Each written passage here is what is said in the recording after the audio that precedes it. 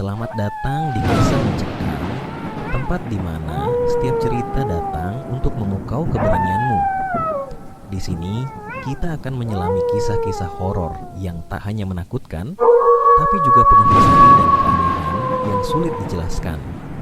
Siapkan dirimu, matikan lampu, dan dengarkan dengan penuh perhatian. Karena kegelapan yang akan kita masuki tak pernah sama seperti yang kamu bayangkan. Jangan lupa, jika kamu suka dengan cerita yang membuat jantung berdebar dan bulu kuduk merinding, tekan tombol berlangganan dan ikuti perjalanan horormu bersama kami. Terima kasih. Pada suatu sore yang cerah, keluarga Fadil berkumpul di ruang tamu untuk membicarakan rencana liburan mereka. Fadil, ayah yang berusia 47 tahun, tampak lelah setelah seminggu bekerja keras di kantor. Istrinya, Saskia yang berusia 43 tahun, juga merasakan hal yang sama. Sebagai seorang guru, ia jarang punya waktu untuk menikmati kebersamaan bersama keluarga karena kesibukannya mengajar. Bagus, anak mereka yang berusia 19 tahun baru saja menyelesaikan semester pertamanya di universitas. Sementara Bulan, adiknya yang berusia 16 tahun, juga sibuk dengan sekolah dan kegiatan ekstrakurikuler. Namun, meskipun semua sibuk, mereka merasa sudah terlalu lama tidak berlibur bersama. Bagaimana kalau kita ke puncak? Aku sudah lama ingin liburan ke sana, kata Fadil sambil meletakkan koran yang baru saja dibacanya. Saskia mengangguk. Aku setuju. Puncak terdengar sempurna untuk melepas penat. Udara segar dan pemandangannya pasti indah. Bulan yang mendengar percakapan tersebut langsung berseru, "Yes, aku ingin sekali melihat kebun teh di sana." Bagus yang sedang duduk di sudut ruangan, melihat ke layar ponselnya, kemudian menambahkan, "Aku juga, pasti seru. Kita bisa mencari villa yang nyaman untuk keluarga." Setelah berdiskusi, mereka sepakat untuk menyewa sebuah villa di puncak. Villa yang mereka pilih adalah Villa Hijau, sebuah villa yang terletak di tengah-tengah alam, dikelilingi pepohonan hijau yang rimbun, dan memiliki pemandangan indah ke arah lembah dan pegunungan. Tak lama kemudian, mereka memesan villa tersebut untuk akhir pekan. Hari yang ditunggu pun tiba. Pada pagi hari Sabtu, Fadil, Saskia, Bagus, dan Bulan memulai perjalanan mereka menuju puncak. Mereka berangkat dengan mobil keluarga, dan suasana perjalanan begitu menyenangkan. Bulan yang duduk di belakang bersama Bagus terlihat senang sekali melihat pemandangan alam yang semakin hijau dan sejuk saat mereka mendekati puncak. "Wow, udara di sini benar-benar segar," seru Bulan sambil membuka jendela mobil. Setibanya di Villa Hijau, mereka langsung disambut oleh keindahan alam sekitar. Villa yang memiliki desain tradisional dengan sentuhan modern itu dikelilingi oleh pepohonan rindang dan bunga-bunga yang bermekaran. Mereka disambut oleh penjaga villa yang ramah, dan setelah menyelesaikan proses check-in, mereka langsung menuju kamar masing-masing. Villa ini luar biasa, ada kolam renangnya juga, kata Bagus sambil melihat sekeliling. Fadil dan Saskia tersenyum puas. "Ini memang tempat yang tepat untuk kita beristirahat dan menikmati waktu bersama," kata Fadil. Mereka menghabiskan waktu sore itu dengan berjalan-jalan di sekitar villa, menikmati pemandangan pegunungan yang menakjubkan. Bulan yang selalu tertarik dengan alam langsung pergi ke kebun kecil di sekitar villa untuk memotret bunga-bunga yang tumbuh di sana. Bagus, yang lebih suka suasana tenang, duduk di teras sambil membaca buku. Malam hari, mereka berkumpul di ruang keluarga villa. Villa ini memiliki ruang tamu yang luas dengan perapian besar di tengahnya. Mereka menikmati makan malam yang disiapkan oleh koki villa yang menyajikan hidangan lezat khas puncak seperti sate marangi, nasi liwet, dan sayur asam. Suasana hangat dan akrab mengisi ruang itu, penuh dengan tawa dan cerita dari masing-masing anggota keluarga. "Sungguh menyenangkan bisa bersama seperti ini," kata Saskia sambil tersenyum melihat suaminya dan kedua anaknya. "Betul, liburan ini benar-benar memberikan kesempatan bagi kita untuk lebih dekat satu sama lain, tambah Fadil. Pada hari-hari berikutnya, mereka menikmati berbagai aktivitas seru di puncak. Mereka mengunjungi kebun teh, berjalan-jalan di udara segar, dan bahkan mencoba berbagai permainan di villa seperti tenis meja dan biliar. Bulan yang senang memotret tak pernah melewatkan kesempatan untuk mengabadikan setiap momen indah bersama keluarga. Bagus, yang lebih suka bersantai, menikmati waktu di balkon sambil mendengarkan musik, ditemani secangkir teh hangat. Liburan di Villa Hijau benar-benar memberi mereka kesempatan untuk beristirahat dan saling berbagi kebahagiaan. Semua kesibukan yang biasa mereka jalani terasa jauh di sana, tertinggal di kota. Mereka merasa beruntung bisa menikmati waktu ini bersama-sama. Malam itu, suasana di Villa Hijau terasa tenang dan damai. Keluarga Fadil sedang menikmati makan malam yang hangat, saling bercakap-cakap tentang hari mereka. Bulan yang selalu membawa kamera untuk mengabadikan momen-momen indah selama liburan, memutuskan untuk memeriksa hasil fotonya. Ia duduk di sudut ruang makan di samping meja besar dengan layar kamera di tangannya. Sambil menatap layar, ia mulai melihat satu persatu gambar yang telah ia ambil selama beberapa hari terakhir. Pemandangan kebun teh, bunga-bunga yang mekar, hingga foto keluarga yang tampak bahagia. Namun, saat ia menggeser foto berikutnya, tiba-tiba ia terkejut. Di dalam salah satu foto yang diambil saat ia sedang berjalan di sekitar villa, terlihat seorang wanita dengan gaun putih panjang berdiri di antara pepohonan. Rambut wanita itu tergerai panjang dan melayang seakan tertiup angin. Tapi yang lebih mengejutkan lagi adalah tubuhnya yang tampak transparan. Wanita itu tidak tampak seperti manusia biasa. Bulan membeku, matanya terpaku pada foto itu. Siapa? Itu? Gumamnya, merasa bulu kuduknya meremang. Ia memeriksa foto itu lebih dekat, memastikan apakah ia hanya salah lihat. Namun, wanita itu jelas terlihat. Terdapat bayangan samar tubuhnya, meski sosoknya hampir tidak terlihat di antara kabut tipis yang melingkupi latar belakang. Bulan merasa perasaan aneh menguasai dirinya. Ia berusaha meyakinkan diri bahwa itu hanya efek kamera atau mungkin cahaya yang menipu, tetapi ia tak bisa menghilangkan rasa ketakutan yang mulai merayapi dirinya. Setelah beberapa detik merenung, ia memutuskan untuk tidak menceritakan apa yang baru ia lihat kepada siapapun. Mungkin itu hanya ilusi atau kesalahan teknis, tetapi hatinya tetap tidak tenang. Bulan pun melanjutkan untuk memeriksa foto-foto lainnya. Ketika ia melihat salah satu foto yang diambil saat mereka semua duduk di meja makan, ia terdiam lagi. Dalam foto tersebut terlihat jelas sosok seorang anak kecil berdiri tepat di samping Ibu Saskia. Sosok anak itu tampak seperti sedang tersenyum, tetapi kehadirannya sangat aneh. Bagus, Bulan, dan Fadil berada di sekitar meja, namun anak kecil itu tidak tampak oleh mata telanjang saat mereka sedang makan. Ia hanya muncul dalam foto.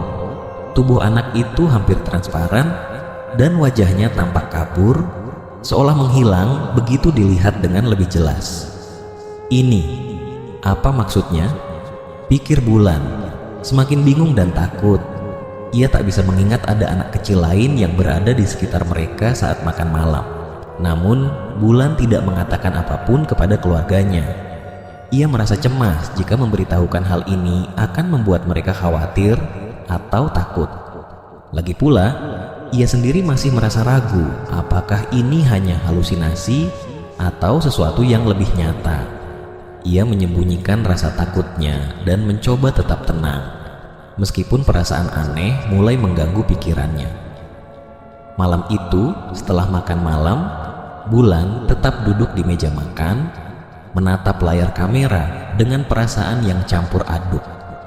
Sementara itu, keluarganya mulai pergi ke kamar masing-masing untuk beristirahat. Bagus dan Fadil sudah lebih dulu naik ke lantai atas, sementara Saskia yang merasa sedikit kelelahan duduk sebentar di ruang tamu. Bulan akhirnya memutuskan untuk tidur.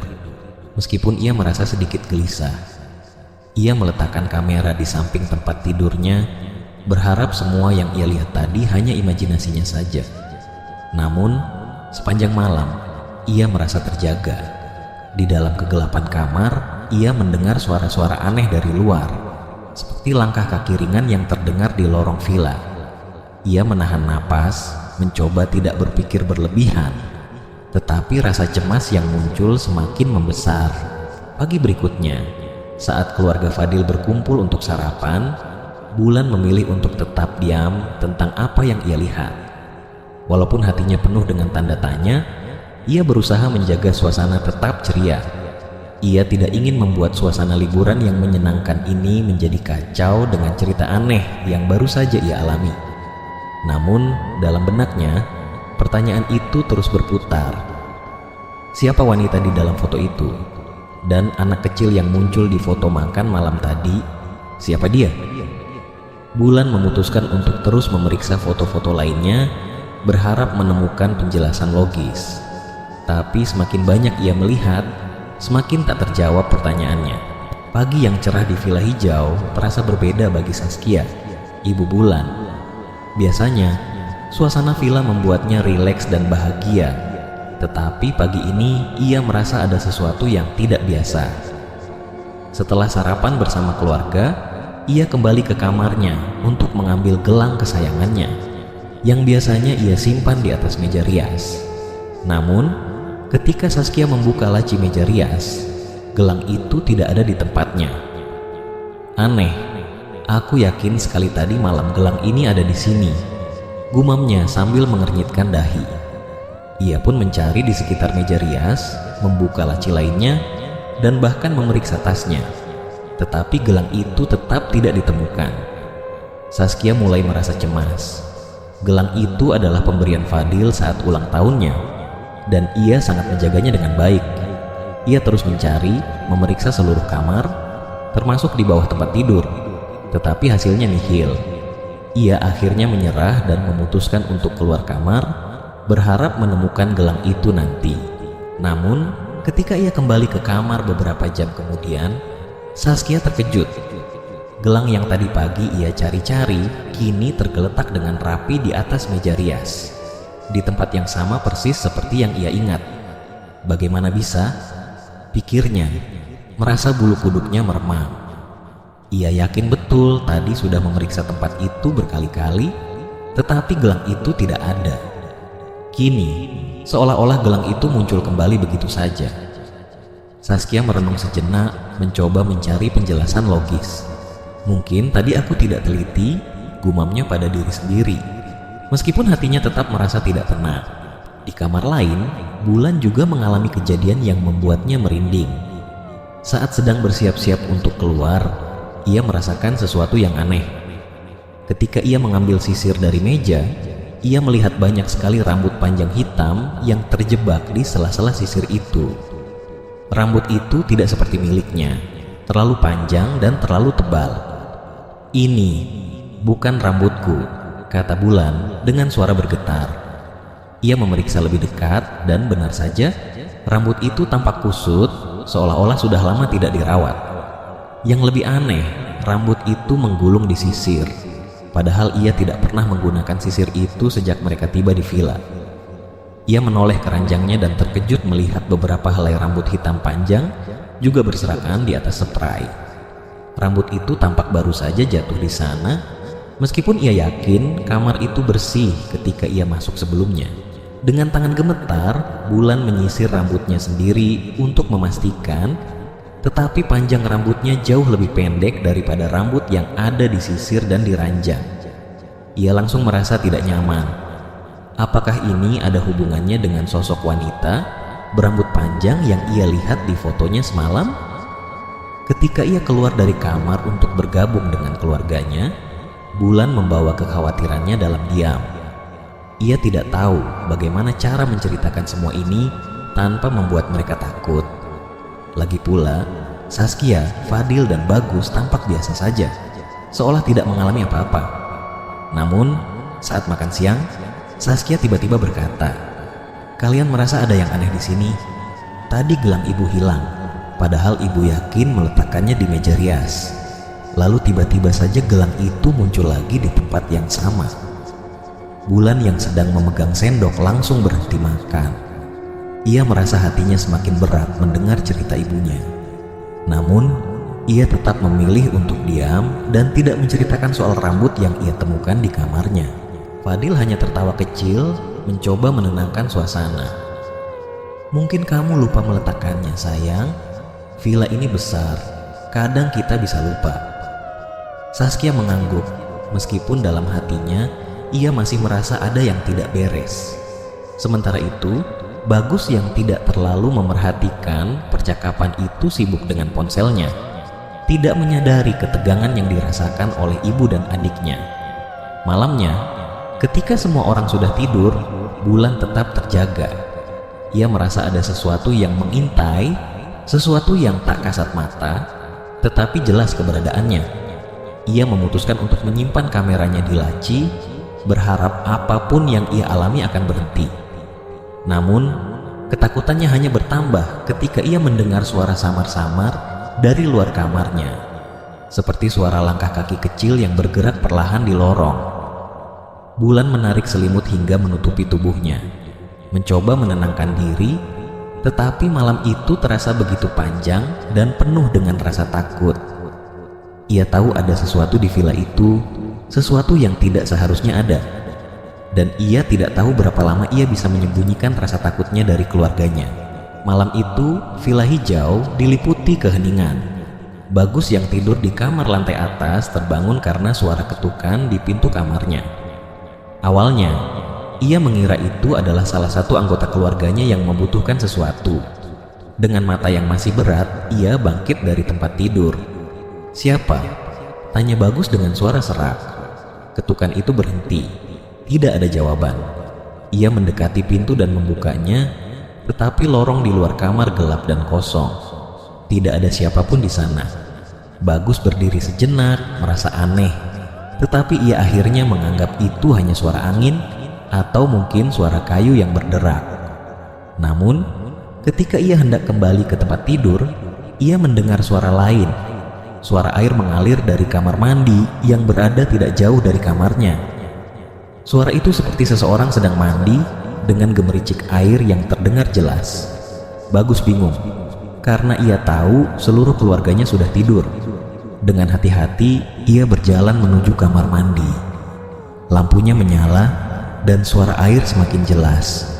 Ia ragu untuk membuka pintu, tetapi rasa penasarannya lebih besar daripada ketakutannya. Ketika Bagus membuka pintu kamar mandi, ia mendapati keran shower menyala, mengalirkan air deras ke lantai. Namun, kamar mandi itu kosong. Tidak ada siapapun di sana. Bagus dengan cepat mematikan keran itu, merasa bulu kuduknya meremang. Ia mencoba mencari penjelasan logis di kepalanya. Mungkin keran itu rusak atau ada yang lupa mematikannya. Tetapi perasaan aneh tidak bisa ia abaikan.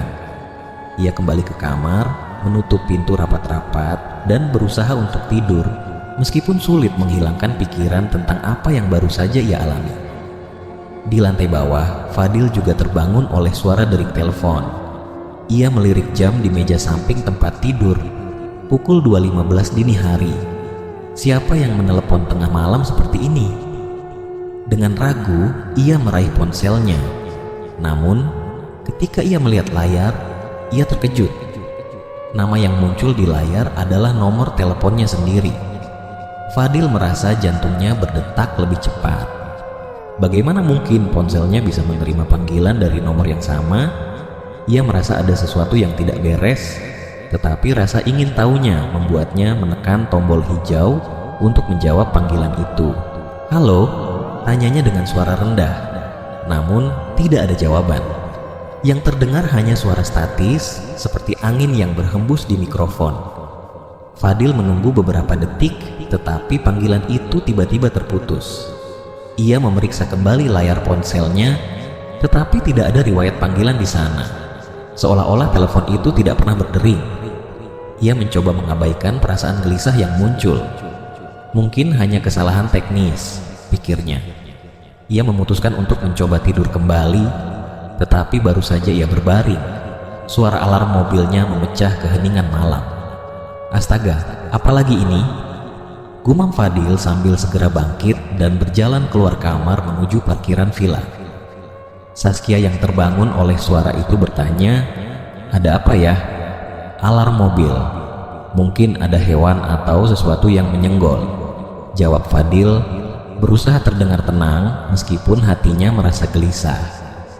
Ketika Fadil sampai di parkiran, ia mendapati lampu hazard mobilnya berkedip dan alarmnya berbunyi keras.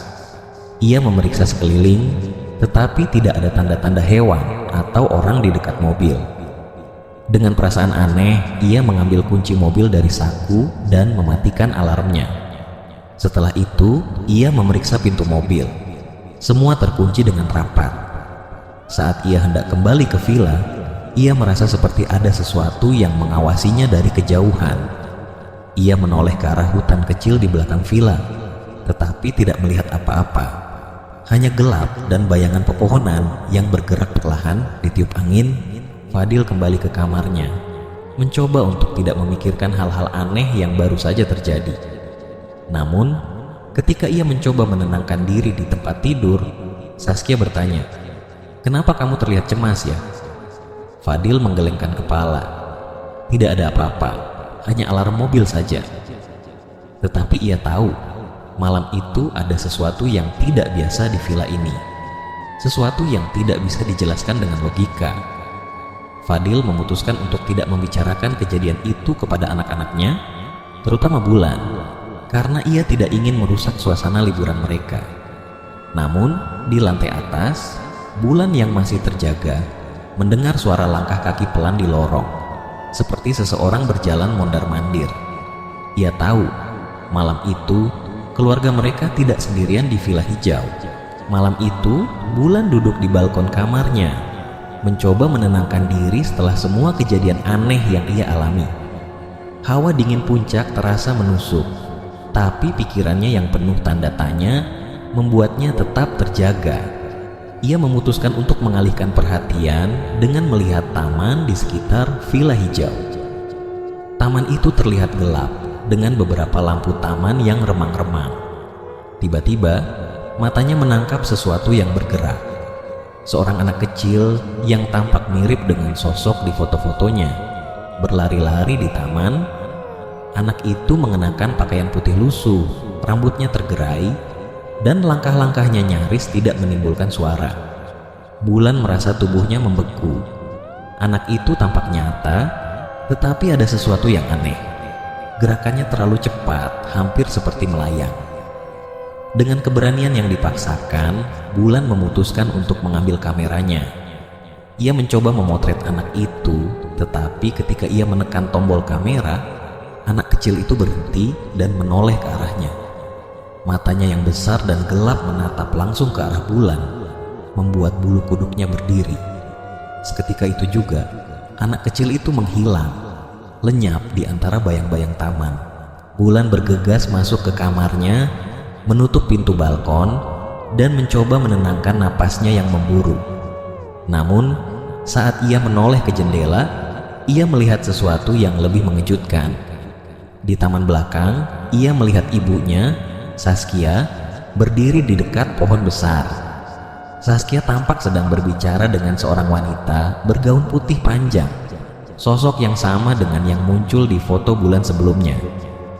Perempuan itu terlihat begitu nyata, tetapi tubuhnya tampak sedikit transparan di bawah cahaya bulan. Saskia berbicara dengan ekspresi serius, sementara perempuan itu hanya tersenyum tipis. Bulan tidak tahu harus berbuat apa. Ia ingin berlari keluar dan memanggil ibunya, tetapi tubuhnya terasa kaku. Setelah beberapa saat, Saskia berbalik dan berjalan kembali ke villa. Sementara perempuan itu perlahan menghilang seperti asap yang ditiup angin. Keesokan harinya, Bulan yang gelisah akhirnya memutuskan untuk berbicara dengan ibunya tentang apa yang ia lihat. Namun, Saskia hanya menjawab dengan bingung. Ibu tidak ingat keluar ke taman tadi malam. Ibu tidur di kamar. Jawaban itu membuat Bulan semakin bingung. tetapi ia memutuskan untuk tidak mendesak ibunya lebih jauh. Hari itu, keluarga mereka pergi ke lobi villa untuk bertanya tentang tempat-tempat menarik di sekitar. Saat berada di sana, perhatian Bulan tertuju pada sebuah foto tua yang tergantung di dinding lobi. Foto itu terlihat buram, tetapi wajah-wajah di dalamnya langsung membuat Bulan terpaku.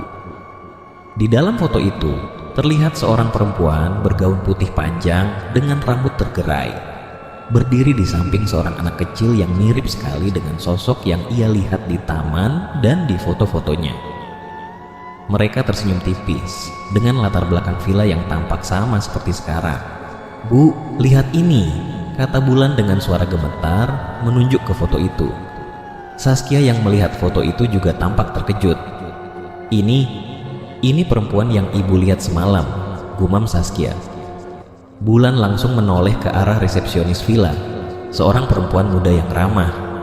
"Maaf Mbak, siapa mereka di foto ini?" Resepsionis itu tersenyum dan menjelaskan, "Oh, itu adalah Nyonya Kartika dan putrinya Sita. Mereka adalah buyut dari pemilik villa ini. Villa ini dulunya rumah keluarga besar mereka sebelum dijadikan tempat penginapan." "Jadi mereka sudah tidak tinggal di sini?" tanya Bulan dengan ragu. Resepsionis menggeleng. "Tidak, Nyonya Kartika dan Sita sudah meninggal sejak lama. Ada kebakaran besar di villa ini sekitar 50 tahun yang lalu. Nyonya Kartika dan putrinya tidak sempat menyelamatkan diri." Ia berbicara dengan nada datar, seolah itu hanya fakta biasa, tetapi bagi Bulan dan Saskia, informasi itu membuat mereka merinding. Bulan merasakan tubuhnya melemah. "Jadi, mereka sudah meninggal?" tanyanya pelan, lebih kepada dirinya sendiri. Resepsionis mengangguk. "Ya, tapi beberapa tamu memang pernah bercerita mengalami hal-hal aneh di sini. Mereka bilang, arwah Nyonya Kartika dan putrinya masih sering terlihat menjaga villa ini." Mendengar penjelasan itu, Saskia dan Bulan saling bertukar pandang. Wajah mereka penuh dengan kecemasan. Apa yang selama ini mereka alami bukan hanya imajinasi atau kebetulan, tetapi sesuatu yang nyata. Bulan mulai mengerti bahwa sosok-sosok yang ia lihat di fotonya, di taman, dan yang berbicara dengan ibunya bukanlah makhluk hidup. Mereka adalah jejak dari masa lalu, arwah yang masih menghuni villa ini. Fakta itu membuat Bulan merasa takut, tetapi sekaligus penasaran. Mengapa mereka muncul di depan keluarganya? Apakah ada pesan yang ingin mereka sampaikan? Malam itu, setelah Saskia dan Bulan tidak tahan lagi menyimpan apa yang mereka alami, mereka memutuskan untuk menceritakannya kepada Fadil dan Bagus di ruang tengah villa. Suasana terasa berat ketika Saskia mulai berbicara, suaranya pelan tapi tegas. "Kami tidak bisa diam saja lagi," katanya. "Ada sesuatu yang aneh di villa ini. Ibu melihat seseorang tadi malam, seorang wanita. Bulan juga mengalami hal-hal yang tidak masuk akal. Bahkan foto-foto Bulan menangkap sosok anak kecil dan wanita yang sama." Bagus, yang tengah asik bermain ponsel, mendongak dengan ekspresi malas. "Ibu, Bulan, kalian terlalu banyak nonton film horor," katanya sambil tertawa kecil. "Mungkin cuma kebetulan. Lagi pula, kalaupun benar ada hantu, apa yang bisa mereka lakukan? Kasih kita diskon villa." Sambil menahan kesal, Bulan langsung mengambil kameranya dan menunjukkan foto-foto yang ia simpan sejak malam pertama. Ia menyerahkan kamera itu kepada Fadil dan Bagus. Ketika melihat foto anak kecil di taman dan wanita di dekat Saskia, senyuman Bagus perlahan memudar. Matanya membesar dan ia menatap layar kamera itu dengan serius. Ini bukan efek kamera kan?" tanyanya dengan suara bergetar. Fadil yang awalnya skeptis, kini dia membisu. Ia menatap foto-foto itu dalam-dalam, berusaha mencari penjelasan logis. Namun tidak ada. Foto-foto itu terlalu nyata untuk dianggap sebagai bayangan atau ilusi. "Kita harus pergi dari sini," kata Fadil tegas, suaranya berat. "Villa ini tidak beres. Kita tidak bisa tinggal lebih lama." Tanpa banyak bicara lagi, mereka semua bergegas ke kamar masing-masing untuk membereskan barang-barang. Namun, gangguan yang lebih mengerikan justru dimulai ketika melihat foto anak kecil di taman dan wanita di dekat Saskia. Senyuman Bagus perlahan memudar, matanya membesar, dan ia menatap layar kamera itu dengan serius. Ini bukan efek kamera kan? Tanyanya dengan suara bergetar. Fadil yang awalnya skeptis, kini dia membisu.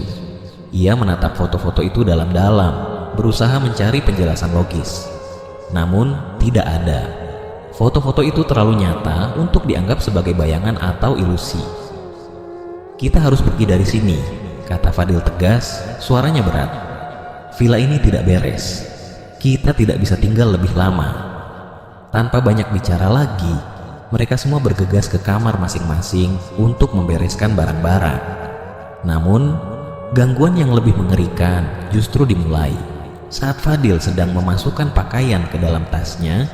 Ia tiba-tiba merasa ada seseorang yang memperhatikannya dari arah jendela. Ia mendongak dan tubuhnya langsung kaku. Di luar jendela berdiri seorang wanita bergaun putih panjang. Wajahnya pucat dengan senyuman aneh yang membuat darah Fadil terasa membeku. Wanita itu tidak hanya menatapnya. Ia melambaikan tangan dengan gerakan pelan, seolah-olah sedang mengucapkan selamat tinggal. Fadil mundur dengan panik, hampir tersandung kopernya sendiri. Ketika ia kembali menatap jendela, wanita itu sudah menghilang. Di kamar lain, Bagus sibuk membereskan pakaian ke dalam tasnya. Namun, setiap kali ia memasukkan baju ke dalam tas dan mengalihkan pandangan, ia mendapati baju-baju itu kembali terhampar di atas tempat tidur. Ia mencoba lagi, menyusunnya dengan rapi, tetapi lagi-lagi baju itu muncul kembali di tempat semula, seperti ada yang sengaja mengeluarkannya. Astaga, apa-apaan ini? Teriak Bagus, suaranya terdengar panik. Akhirnya ia menyerah dan berlari ke kamar Bulan. Wajahnya pucat. Bulan, aku nggak bisa beresin barang-barangku. Baju-baju itu keluar sendiri dari tasku, katanya dengan napas tersengal-sengal. Bulan, yang sudah lebih dulu merasa ada yang tidak beres, mencoba menenangkan adiknya. Ayo kita lihat, katanya sambil berjalan ke kamar Bagus. Namun ketika mereka tiba di kamar, semua baju yang tadi berserakan kini sudah tersusun rapi di dalam tas. Tidak ada tanda-tanda kekacauan yang Bagus ceritakan. Tapi Bulan tahu, ekspresi takut Bagus tidak mungkin dibuat-buat. Akhirnya, dengan semua barang yang berhasil mereka kemas, keluarga Fadil memutuskan untuk meninggalkan Villa Hijau malam itu juga. Perjalanan menuju mobil terasa seperti perjalanan panjang yang penuh ketegangan. Bulan terus menoleh ke belakang, merasa seperti ada yang mengawasi mereka dari balik jendela villa. Sebelum masuk ke mobil, Fadil berhenti sejenak dan menatap villa itu. Dalam hati, ia merasa ada sesuatu yang ingin disampaikan oleh sosok wanita dan anak kecil itu, tetapi ia memilih untuk tidak mencari tahu lebih jauh. Kita harus pergi sekarang, katanya sambil membuka pintu mobil. Begitu mereka memasuki mobil dan melaju meninggalkan villa, suasana perlahan menjadi lebih tenang. Namun, tidak ada yang berbicara sepanjang perjalanan. Semua tenggelam dalam pikirannya masing-masing, memproses apa yang baru saja terjadi. Hari-hari berlalu setelah mereka kembali ke kota, tetapi pengalaman di Villa Hijau tetap membekas di ingatan mereka. Saskia masih sering terbangun di malam hari dengan bayangan sosok wanita itu. Bagus, yang sebelumnya tidak percaya pada hal-hal gaib, kini menjadi lebih waspada dan takut berada sendirian. Sementara itu, Bulan terus memandangi foto-foto yang ia ambil, mencoba memahami apa yang sebenarnya terjadi.